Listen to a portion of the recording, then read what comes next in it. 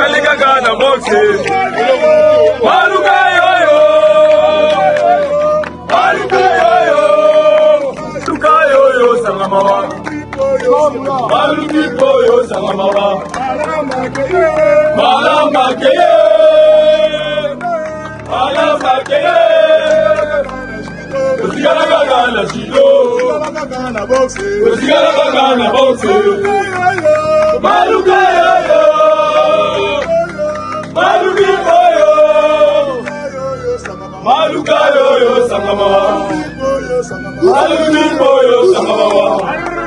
Enough. Yeah.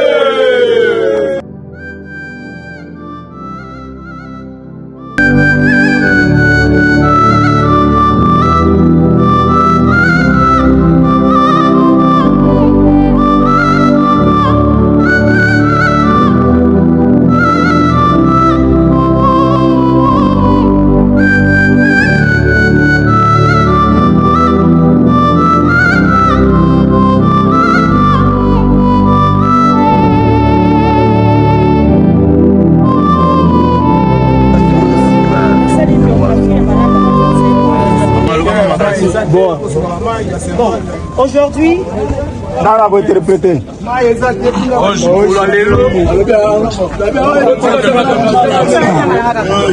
aujourd'hui, c'est le cœur lourd que nous réunissons pour dire adieu à une personne très spéciale, Malamba. La douleur de son départ est profonde, mais plus grande encore est notre gratitude pour tout ce qu'il a représenté dans nos vies. Malamba n'était pas seulement une personne, il était une présence, une force, une affection. Il a marqué chacun de nous par sa façon d'être. Ses paroles et les moments partagés, sa vie avait un sens et son parcours restera dans nos mémoires et dans nos cœurs. Il est né à Kinshasa le 26 janvier 1998. Son nom, Delphin Malamba Kabongo. Il fut célibataire et sans enfant. Il était le 6e d'une famille de 9 enfants, 7 garçons et 2 filles. Puis, au club Team Fada avec l'entraîneur Fada à Kasenda. Au Brésil, il a commencé son entraînement à Villa Martide au club Guarani avec l'entraîneur Sido. Avec son premier combat. C'est le fait que j'ai de Malamba. En ce moment d'adieu, nous ne disons pas seulement adieu. Nous disons aussi merci pour les enseignements, les rires, l'amour et pour tout ce qu'il nous a laissé. Que son âme repose en paix, que Dieu l'accueille dans la lumière et sa miséricorde. Et puissions-nous qui restons, trouver la force et continuer en portant et en nous ce que nous avons appris de lui. Malamba, tu ne resteras jamais oublié. Tu vivras à jamais. Repose après. Le trône n'est pas pour les faibles. Le trône n'est pas pour les faibles. Papa, je suis papa.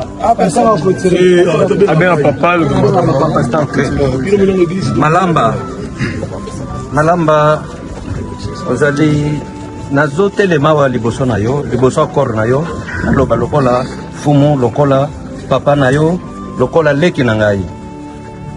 Nayebi ke liboa ezanzela biso nyonso, mais oyo yo okeyi ava mingi etiki biso na douleur mingi, biso bafamille, biso baboti na kati ya motema. Nalobi ke lokola ozwi kombo ki champion, lakisaki champion na yo na kati ya mboka oyo, liwa oyo ezala ya Nzambe, mais soki ezali ya mutu ya mokili awa, Malamba ezala tata na yo, ezala yaya na yo, ezala leki na yo, ezala camarade oyo bande ofanda na ye, kotika ye. Papa, chamada papa. Appelle papa bad boy.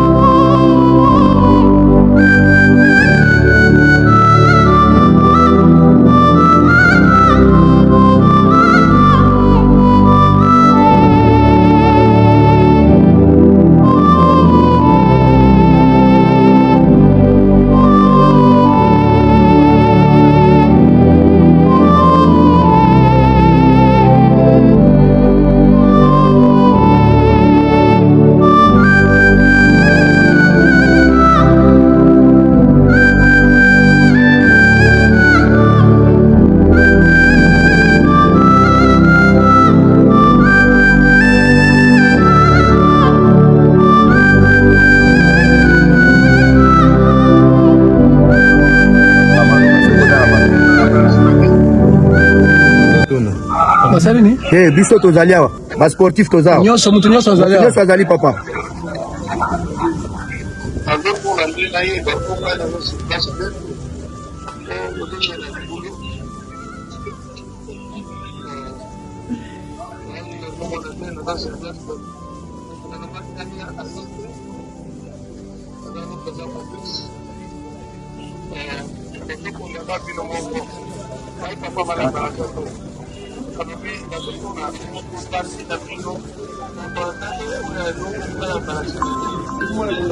Te mutu azati.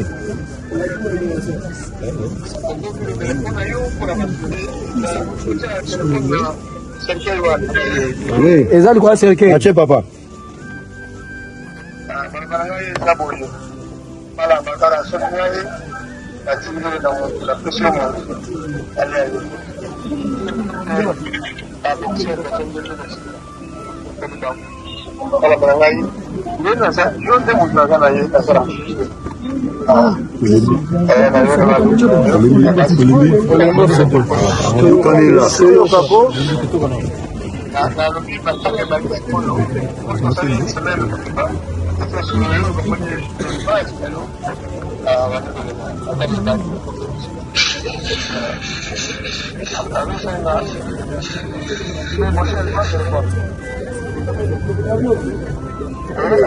Oui papa, tozoka. Tozoka ndayo.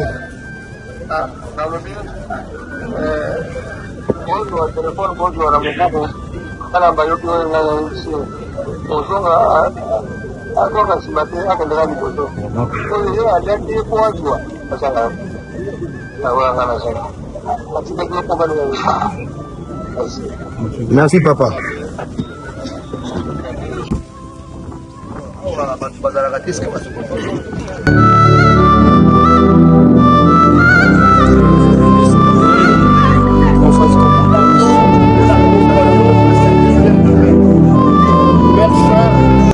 Que l'honneur, la gloire ne reviennent à toi. Nous sommes venus là pour laisser notre Père à sa dernière demeure. Mais le problème, c'est nous les vivants qui restons. Aide-nous aussi, Seigneur, et que par la mort de notre frère Malamba, et que chacun de nous, aujourd'hui, il reste là. Tout a commencé dans la paix. Hier, nous étions la nuit dans la paix. Nous sommes venus aussi jusqu'à cet endroit dans la paix. Ma prière comme ton serviteur est que nous retournions aussi dans la paix. S'il y a des choses contre ta volonté, que cela soit annulé au nom de Jésus. Même à cet endroit où nous allons nous réunir afin de partager ce qui a été préparé. Jusqu'à ce que chacun va retourner chez lui, qu'il retourne aussi en paix. Jésus, garde-nous fidèles à toi, pour que ce jour-là, lorsque tu reviendras sur la terre, et que nous soyons prêts. Si Malamba t'avait reçu comme Seigneur et Sauveur, pour aller vivre éternellement, accueille-le dans ta facilité. Au nom de Jésus, nous avons prié et nous disons Amen. Amen. Soka mokonzi nyonso ata ozalaki na bambongo ozalaki na bamoyen soki liwa eye ekoki mpe titre na yo te komonana esi wana ezali mokano na nzambe liwa ezali liwa te tokomonana lisusu elongo na Yesu komonana esili te liwa ezali liwa te tokomonana lisusu elongo na Yesu mama nanga eleki kola paka mama tokomonana lisusu